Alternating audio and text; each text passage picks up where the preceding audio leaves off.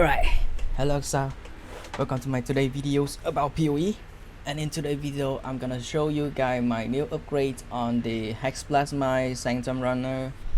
I have a bunch of upgrade on the day 3 in this one, and this one now have a looking like this. And let's go to the detail of this one.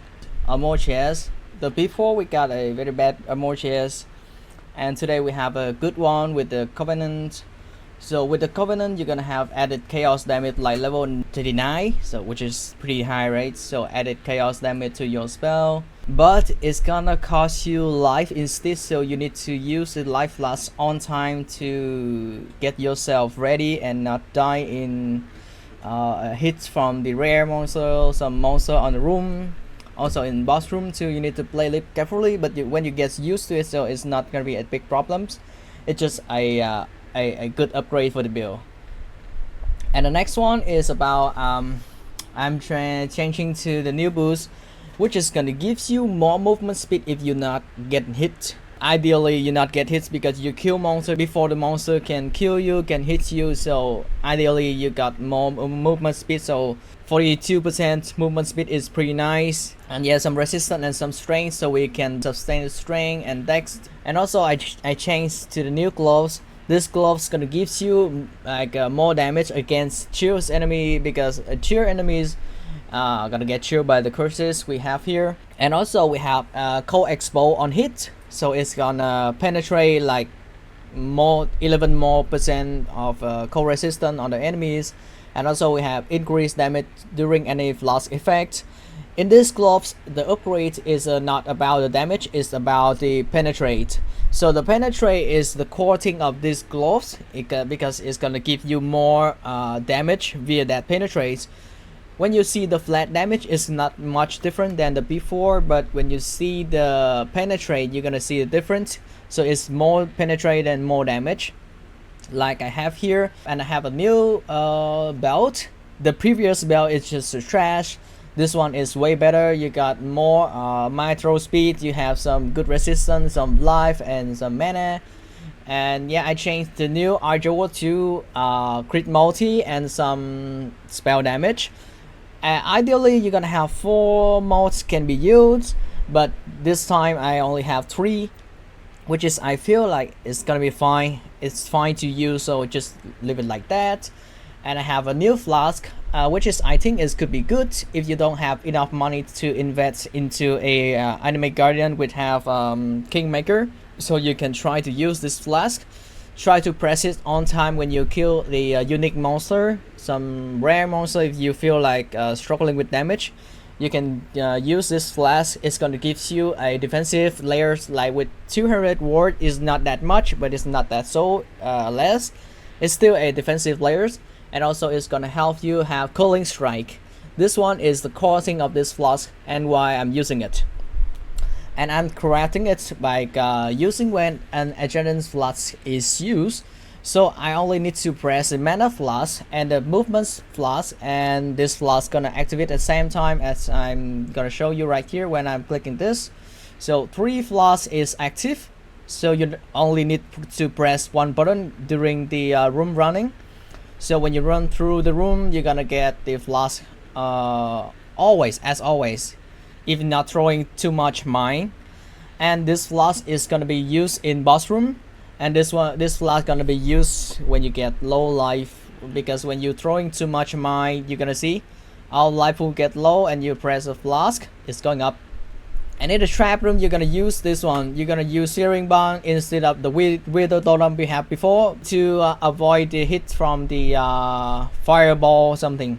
So that's some upgrade from the gear, which is pretty normal from the previous. Just some upgrade on the boots, the belt, the gloves, and the armor chest, and additional flask. If you don't feel so good with the flask, you can ignore it. It's not that's so good, but from my point of view, I suggest you to use this because it has the cooling strike effect, which is pretty good. And I have a bunch of upgrade on the jeweler. My jeweler right now is look like this. It's had a crit multi and some damage, so ideally you're gonna have 4 modifier on the jeweler can be used. But to lower the purchase, you need to search like 3 modifier, 2 modifier about damage and 1 modifier about crit multi. So crit multi is including global crit multi or spell crit multi. So I will show you an example. Do I have any crit multi spell like this? So you're gonna have the damage modifier and crit multi for spell, and the mitral speed if you have less mitral speed, and if you have enough mitral speed, then you can decide to have 2 modifier about damage and 1 modifier about crit multi. All this modifier is plus point. And also I have changes to have 2 cluster here, 2 cluster, 4 medium cluster, which is gonna give you more crit multi, more trap mitral speed.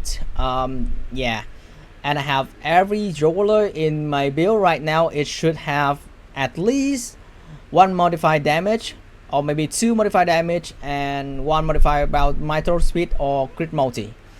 So it's gonna increase your crit multi a lot because you're gonna remove all these here, all these nodes here. So you're gonna lose a lot of crit chance and crit multi. So you need to have the jeweler and cluster to fill that one. And also I have this one, Balance of Terror Cobalt Jewel. So this one gonna gives you more damage, but you need to change your playstyle. Before you need to cast the Wither Totem. Now you only need to cast the curses, which is including in the jeweler. Just need to cast the curses. Each of 10 seconds you need to recast the curse, and you will have the Wither effect always. So that's all the upgrades about the build, about the trees, about the item, about the cluster jeweler, and about the unique jeweler changes.